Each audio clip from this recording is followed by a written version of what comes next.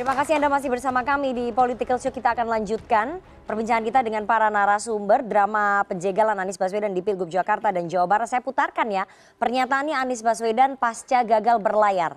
Kita dengarkan sama-sama. Nah gini, kalau masuk partai, pertanyaannya partai mana yang sekarang tidak tersandra oleh kekuasaan? Nah, jangankan dimasuki, mencalonkan saja terancam. Bang Andi, apakah pernyataannya Mas Anies ini menggambarkan situasi bahwa memang ada deal-deal politik yang menyandra ketum-ketum parpol, termasuk Ibu Megawati Soekarno Putri, deal politik ini antara ketum-ketum parpol ini dengan Pak Prabowo dan Pak Jokowi supaya mereka tidak mengusung Anies? Itu pernyataan itu menggambarkan itu? Ya, diketahui dan dirasakan begitu. Jadi diketahui itu dari informasi. Banyak kita kadang-kadang keliru ya, meminta kalau ada katakanlah judgement bahwa ada intervensi. Mana buktinya misalnya ditanya gitu. Ini bukan kasus hukum yang perlu bukti evidence base. Ini politik. Di mana setiap informasi itu bagi seorang politisi itu penting, nggak perlu tunggu bukti itu. Jadi orang mengatakan A, orang mengatakan B, saling komunikasi itu membuat lebih utuh pemahaman panggung belakang itu. Dan sekarang panggung belakang itu dikomunikasikan Anies di panggung depan. Dan itu sebagai sebuah realitas yang bisa dilihat bagaimana persepsi publik. Bagaimana saya melihat persepsi publik? Lihat tone media massa seluruhnya. Tone media massa begitu. Bahkan Nana tadi membukanya dengan begitu. Dan itu kan dibaca. Tidak mungkin seorang wartawan kayak Rifana, teman-teman di media-media lain itu tidak mengakses informasi. Itu tidak mungkin. Dan informasi yang sifatnya background itulah yang menjadi narasi pengantar di media-media kan. Nah jadi nggak bisa kita bantah itu sebagai sebuah keniscayaan. Tapi kalau dikatakan mana buktinya, ya rumit itu. Itu berarti kita tidak paham politik. Mau menggeser persoalan politik, isu-isu politik dalam praktek hukum positif yang harus ada buktinya. Kita ini udah terbalik-balik ini. Bicara politik ditarik ke hukum, bicara hukum ditarik ke politik. Nah itu yang menurut saya, apa yang disampaikan oleh Anies Baswedan tadi itu adalah sifatnya merespon apa yang menjadi perbincangan publik. Tidak ada yang baru menurut saya dari situ itu. Nah ini soal kemauan kita aja, apa kata publik, apa kata kita. Kan begitu. Nah Anies memilih menyuarakan apa yang menjadi preferensi publik. Dan itu tergambar apa yang dia sampaikan tadi. Berarti Anies adalah korban dari deal-deal politik? Tidak ada bilang korban. Jadi kita tidak merasa korban. Tidak ada perasaan korban. Tadi disampaikan oleh Burung Arija. Ini game politik. Berarti Anies korban dari permainan politik? Tidak ada yang membilang korban.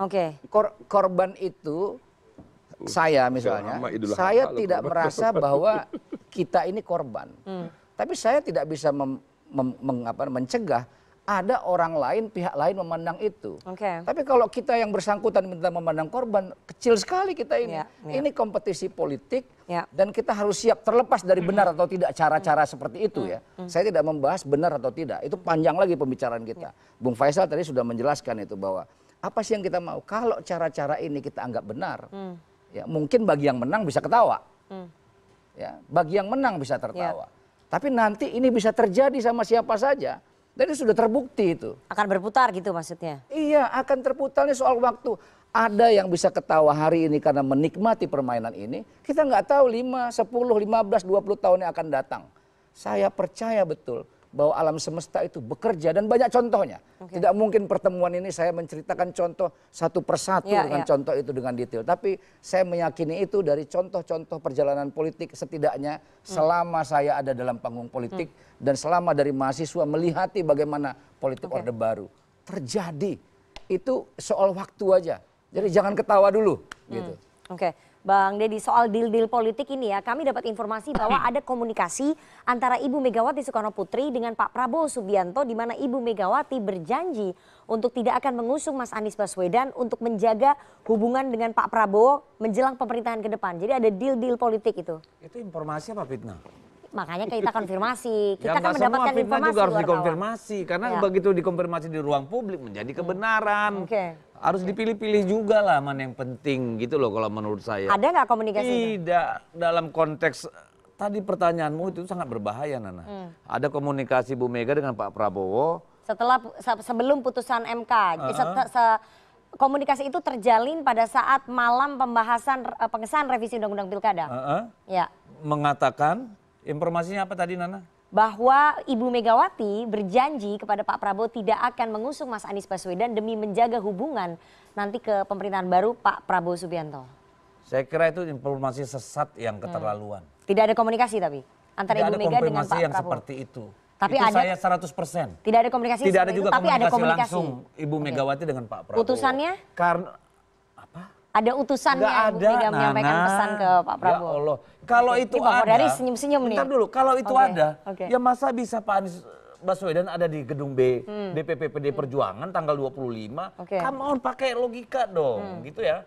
Jadi ini yang kadang-kadang kita ini aneh gitu.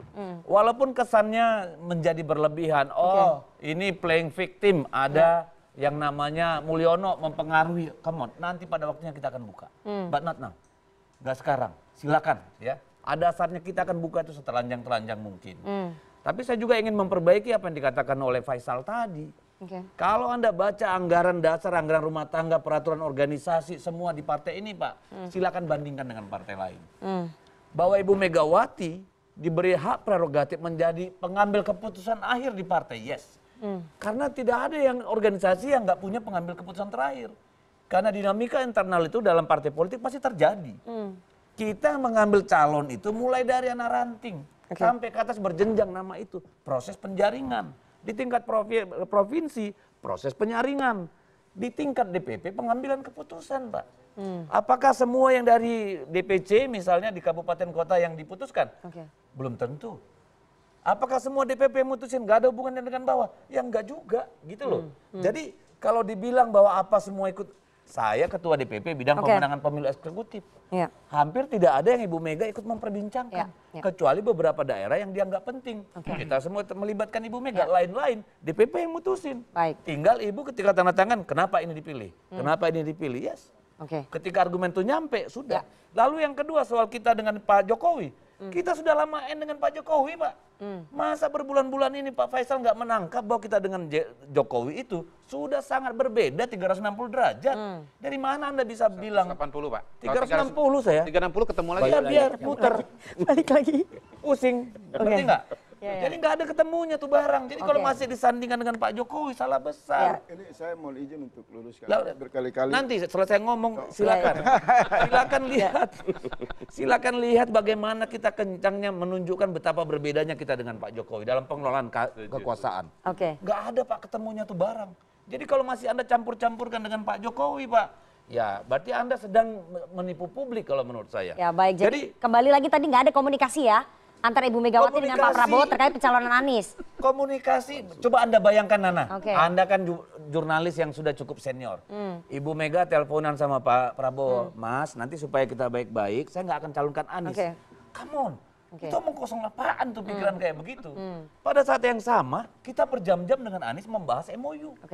Membahas bagaimana bicara setelah Jokowi ini tidak ada lagi apa namanya pilkada pemilu yang harus berhadapan-hadapan polarisasi. Jadi dari mana itu omongan begitu bisa disampaikan? Tapi saya ingin tanya ya, dengan tidak mengusung Mas Anies kan akan tidak memperumit hubungan antara PDI Perjuangan dengan Pak Prabowo dengan Gerindra. Itu tidak pertimbangan sama sekali. Tadi kan saya sudah bilang, kita juga tidak menolak Mas Anies. Dianggap ancaman. Bentar dulu dong, itu bukan PDI Perjuangan yang menganggap begitu. Kita tidak dalam posisi menolak Mas Anies. Buktinya kita membawa ke rumah partai, kita bicara soal Indonesia, tidak saja Jakarta. Tetapi kita ingin katakan terlepas dari semua tekanan dan realita politik yang ada keinginan yang kuat untuk mencalonkan yang namanya kader sendiri. Dan ini baru bisa berhasil karena apa? Karena ada MK. Tadinya kita juga nunggu siapa yang mencalonkan Anies pertama di Jakarta. Kan PKB, sama Nasdem, PKS. Loh kenapa sekarang kita jadi tertuduh? Yang bener aja dong, gitu loh. Saya mau ke Bang Riza. Bang Riza kalau saya kan? Oh iya, ya udah nanti saya 4 kali nama saya itu. Ya silakan Bang Faisal. Jadi begini, boleh kawan-kawan di PDIP di ujung kekuasaan Pak Jokowi berakrobat dengan desain pikiran-pikiran yang cocologi bahwa Mulyono dan Ibu Megawati itu sudah berpisah. Itu satu kebohongan. Itu hanya gimmick pada wilayah teknis, hal-hal yang kecil. Pengertian perpisahan itu kan pasti substansi. Karena ada harga diri, ada komitmen ideologi, ada visi yang diingkari, maka kemudian dilihat pada keputusan yang berkualitas. Misal, publik selalu bertanya kalau PDIP dengan Mulyono tidak sejalan, tarik dong para menterinya.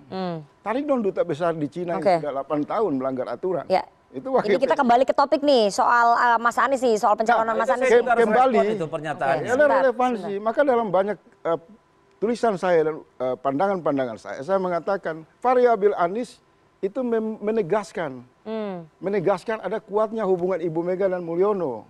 Kenapa? Nah, karena pada akhirnya semua orang di PDIP mengatakan kami benci Mulyono, Mulyono munafik dan lain-lain. Yang diambil itu adalah produk terbaik Mulyono, orang dekat Mulyono, Pramono Anung, dan orang paling dekat Ibu Megawati. Ini saya harus luruskan nih pernyataan. Jadi realitas pilkada DKI dengan sumbatan yang terjadi di internal, kemandekan demokrasi di internal PDIP, akrobat di ruang publik, kemudian rakyat sudah bisa simpulkan Mulyono adalah Ibu Megawati dan Ibu Megawati adalah Mulyono. Rakyat apa kau sendiri? Saya mau menegaskan lagi, ini dikonfirmasi sama Ganjar. Jangan bawa nama rakyat lah, sebentar dulu, rakyat individu boleh dong. Saya kan? Gitu, jangan bilang sebentar. Anda dengan suara besar sama saya. Bukan, saya nggak Ganjar kemudian dari menegaskan itu. Ganjar menegaskan itu. Segera copot Mulyono dari kader partai. Segera Ibu Megawati menyampaikan permohonan maaf. Saya juga mengatakan itu. Bahwa ini salah mengangkat petugas partai, kemudian jadi akrobat politik yang membuat rakyat bingung. Jadi nggak ada perpisahan. Ini senyawa. Saya ingin jelaskan. Sebentar, kalau dia sebelum jadi berkepanjangan. Pertama dia bilang hanya karena di ujung, ya, hanya karena masalah teknis. Dia lupa yang menolak 3 periode itu siapa? Ibu IKN siapa yang sponsor? Megawati. Siapa yang pimpin kenaikan BBM? Siapa paling di garis utama untuk kebijakan IKN? Mana suara Ibu Megawati? Anda dengan suara Tidak parlemen dong. Posisi Puan itu wakil Ibu dari Megawati PDIP. adalah pemimpin partai Kita Puan politik. itu kembali ke mondar-mandir topik ya. istana Siap Teguh Umar sikap untuk itu. menegaskan tidak ada hubungan dulu yang bicara. rusak di antara Megawati dan Udah. Mulyono. Kita kembali ke topiknya ya. Kita Topiknya buang, soal bukan Mulyono. urusan omongan dia nih. Ini racun nih. Saya perintahkan Ibu Megawati besok pecat itu Emang yang kau namanya. siapa? Memang Ibu Megawati juga siapa? Loh, dia pemimpin Dia nggak ada partai. apa-apa di Ngapain mata kau perintah Ibu rakyat? Megawati Nggak pecat? ada, jangan dia dijadikan Siapa? mitos. Sebentar, kita kembali ke Nggak ada topiknya apa-apa. ya. Urusanmu. Topiknya pencalonan Perbudakan Anies politik ini. itu berlangsung Antara di Bukan internal urusanmu. kamu. Oke, Masuk sabar untuk Bapak-bapak. karyawan, saya kasih Ya. tahu. Tanganmu. Tahan ya. Kecil mengawasi Oke, segala oke, apa-apanya. oke. Emang lu siapa, Bang? Emang kamu Ya. dengan Megawati juga siapa? Loh, Oke, baik. Kita kembali ke Jangan. topiknya ya, Bapak-bapak ya. Saya hostnya nih di sini nih. Saya Nggak mohon ada. tenang semuanya ya. Saya Saya mau ke Enggak, saya harus jawab nih. Oke. Pertama, saya sudah jelaskan banyak hal yang sangat bersifat konstitusional. Kita tolak. Itu kebohongan, udahlah. Jangan Sebentar. dipaksakan Anda itu. sudah ngomong begitu panjang, Sebentar, masih mau sebentar. ngomong juga. Tadi minta Oke. demokrasi. Ayo Bang Deddy, kita Tadi Anda waktunya minta sudah tinggal demokrasi. sedikit lagi. Enggak, ini kan harus dijawab Ya, di ruang ya, publik ya. juga, ya Oke, kan? baik. Jadi tuduhan itu, dia Siapa mengatakan yang menuduh? Sebentar. omonganmu tadi itu semua itu tuduhan, Bos. Tidak ada. Kalau saya merujuk Apa harus kepada diputar? pernyataan Puan Maharani Apa harus mengatakan diputar? hubungan ibu Apa dengan harus Pak diputar? Jokowi selalu Apa akur. harus diputar Oke. lagi? Itu pernyataan Puan. Sekarang Baik. boleh bicara nggak? Itu ketua Baik. DPR. Satu-satu Bang boleh ya. bicara? Ini penonton Tadi Anda bingung sudah nanti bicara. Bang ya. Oke, sebentar Nana. Satu Saya pertama. mau ke Bang Kodari aja. Soal pemecatan Aduh, saya Jokowi. dipegang. Saya jelaskan dong. Ya. Saya jelasin dulu, ini urusan Ya, ya. penting nih. Oke nih, saya diprotes Soal nih sama Bang pemecatan. Riza. Ya. Ya. Sudah DPP sudah mengatakan Jokowi Oke. bukan anggota lagi. Ya. Ya. Karena KTN sudah dikeluarkan Ya. dari partai. Oke. Emangnya perlu kita bilang ini kami sudah pecat. Oke. Gunanya apa? Ini Ya. bukan gerombolan anak-anak muda, Pak. Yang nggak ngerti apa-apa, ini politik. Berarti clear ya, Oh, sudah clear dipecat. banget. Oke. Lalu apa lagi? Ya. Mas Pramono Anung itu dipanggil untuk memecah kebekuan. Justru Antara? dia jalan tengah. Mau cek hubungan antara? Loh, karena Bu adanya Mega ketidaksepemahaman dengan PD Perjuangan toh, dengan? dengan calon yang kita ini. Mas Pram itu dipanggil. Yang bahagia siapa? Justru dia Pram diangkat. bukan urusanmu lah. Dia kan Ini mengatakan urusan internal Pak kami, Jokowi bukan urusanmu. senang sekali dengan Apa proposal urusanmu? Ibu Megawati. Justru Mas Berarti Pramono kebekuan Anung itu terjadi itu kemesraan. Udahlah. Anda atau otoriter juga. Nggak Belum ada. dari Sebentar, pengawasan juga. saya harus kasih Dari tadi kesempatan. udah Udah Bang, ngomong. udah. Saya mau kasih kesempatan dulu. Bukan, ke jelas Bang saya mau Kodari. mengatakan Sebentar. bahwa, dengar dulu dong. Ya. Yang namanya Mas Pram itu justru dipanggil sebagai icebreaker Oke. untuk mencari jalan keluar Di antara dari kebekuan. Itu membuktikan internal. apa? Demokrasi. klarifikasi dong. Kalau tidak, Ibu tunjuk aja, nggak usah dipanggil. Oke, saya jadi bingung nih, makanya saya mau ke Bang Kodari. Bang Kodari, Pokoknya saya titik tengah aja ya. Ya, Pokoknya saya ngomong aja bebas Oke, ya. ya. Jadi Anda melihat Saya ini nggak kegagalan percaya. Anies ini apakah korban dari deal-deal politik tadi? Pertama saya nggak percaya Bu Mega bisa disandera. Saya nggak percaya Bu Mega bisa disandera. Jadi apapun keputusan itu adalah keputusan Ibu Megawati, gitu loh. Ya Bu Megawati kan punya penilaian sendiri terhadap situasi dan kondisi, terhadap kandidat gitu. Ya balik lagi, kalau yang harfiah yang kita lihat kan, Bu Mega tuh kan mengeluarkan pernyataan, emang Anies mau nurut? Nah istilah nurut nggak nurut buat saya bagi Bu Mega itu penting gitu. Kemarin emang di mana gitu? Kok sekarang mau sama-sama? Kurang lebih begitu ya. Nah itu satu. Yang kedua, Ibu Mega kan tentu punya posisi politik yang sangat kuat berkaitan dengan peta-peta politik dan konstelasi politik. Ya buat Bu Mega, pidato Mas Anies misalnya pada saat terpilih sebagai Gubernur Jakarta, mungkin itu penting gitu. Dan karena itulah kemudian sikap Ahok itu resonansinya kuat kepada Ibu Mega. Nah yang ketiga, bisa jadi Ibu Mega juga seperti mungkin banyak tokoh-tokoh yang lain.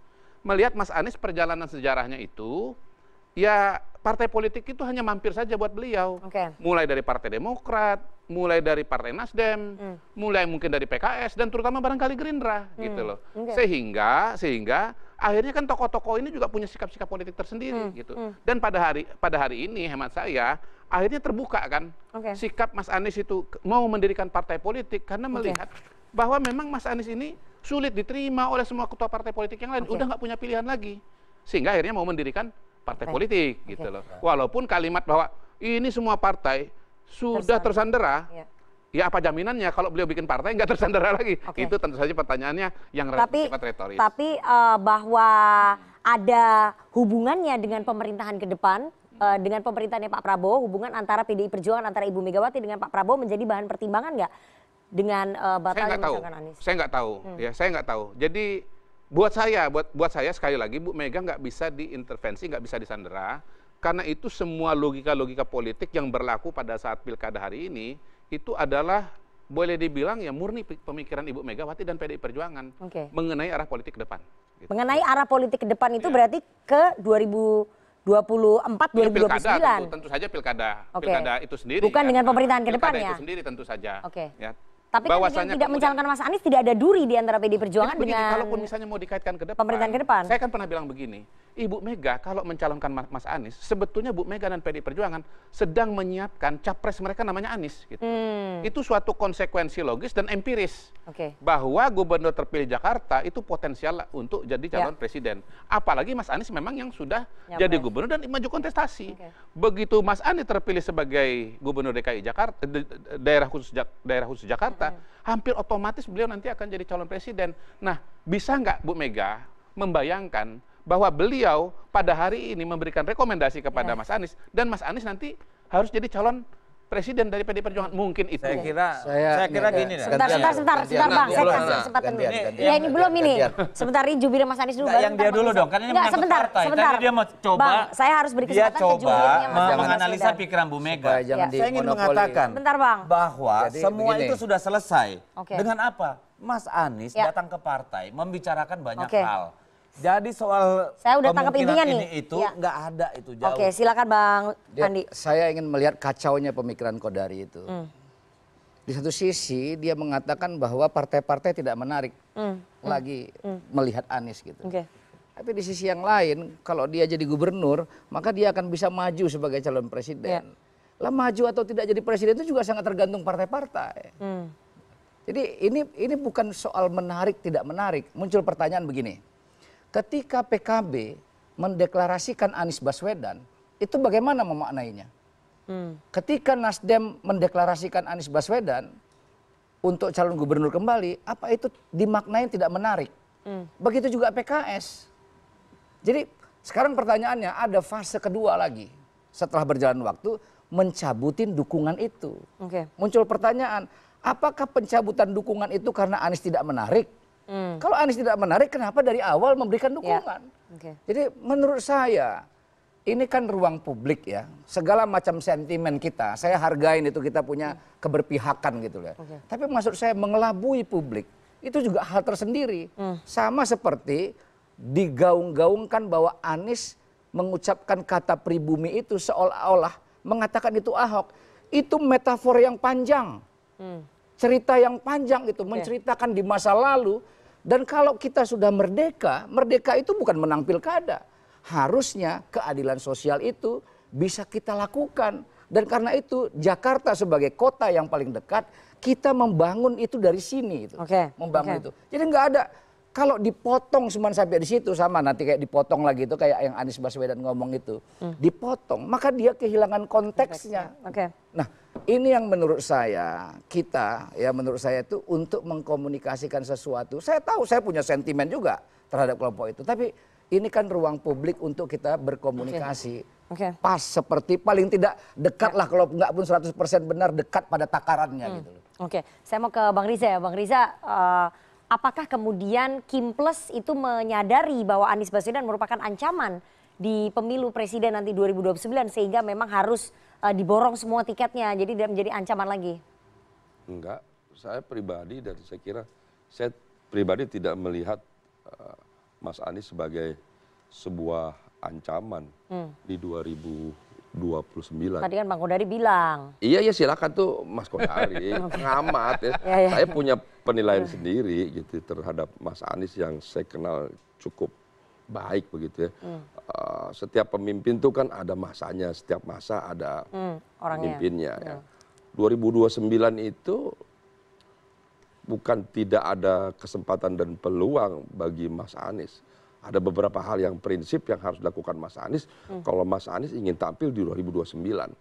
Sebetulnya sekarang ini, maaf ya, ini pribadi, kalau Mas Anies sekarang tidak berkesempatan maju dalam konteks pilkada, sebetulnya harusnya ini menjadi satu kekuatan, motivasi besar dan lain bagi Mas Anies untuk melakukan perenungan evaluasi total dan mengambil langkah-langkah strategis sehingga tidak hanya tampil di 2029 tapi bisa menang 2029. Ini pendapat pribadi saya. Ini sebagai mantan partner. Ya, sebaliknya kalau Mas Anies menyikapi semua ini dengan cara-cara yang lama, Mas Anies tidak akan tampil 2009. Cara-cara yang lama tuh gimana maksudnya?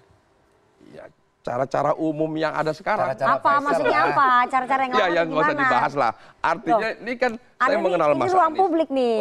Mas Anies itu orang yang pinter, yang cerdas, yang lain-lain. Tapi ada hal-hal yang menurut saya prinsip yang harus dilakukan oleh Mas Anies supaya bisa tampil ke depan. Saya kira apa yang dilakukan Mas Anies 2-3 hari ini, saya kira itu menunjukkan bahwa beliau sudah sangat matang berpolitik. Jadi nggak lagi baperan dan salah sana, salah sini gitu loh. Jadi saya kira itu perlu kita hargai juga gitu loh. Ya justru itu tadi saya sampaikan, kan Manana bilang Mas Anies apa dijegal? Enggak, saya bilang. Justru kalau kita selalu bersyukur hidup ini mengambil keberkahan, melihat situasi seperti ini, justru suatu situasi seperti ini harusnya disikapi oleh Mas Anies sebagai sesuatu yang baik untuk bekal ke depan. Ya mulai dari nol itu satu yang baik, maaf ya. Pak Prabowo itu berapa kali coba? Ketika dia dulu, maaf saya sedikit flashback ke belakang. Pak Prabowo di Golkar menyadari, wah gua nih di Golkar partai besar, ikut konvensi nggak menang kan begitu, wah berat. Gimana caranya? Wah banyak ini bikin partai. Dan Pak Prabowo itu ingin membangun rakyat, mensejahterakan harus berkuasa. Berkuasa di Republik ini harus konstitusional. Konstitusional dengan cara melalui partai politik, membangun partai. Jadi membangun partai nggak gampang. Kemudian nyalon berapa kali gagal, bangkit. Akhirnya sampai. Mudah-mudahan ini juga menjadi perenungan bagi Mas Anies. Ayo dong, kalau ingin menjadi pemimpin ke depan, ia bergerak, berjuang, berkorban, dan lain-lain. PDIP membangun partai untuk balik nih. Berkorban, Kan begitu. Artinya semua, bukan cuma Mas Anies, kita semua generasi muda, jadilah pemimpin-pemimpin yang selalu awali dengan niat baik, dengan kinerja baik, berusaha baik, membangun jaringan, membangun struktur, dan lain-lain supaya ke depan menjadi pemimpin yang dapat diterima oleh seluruh masyarakat bangsa. Kita harus jeda terlebih dahulu, jangan kemana-mana, tetap bersama kami di Political Show.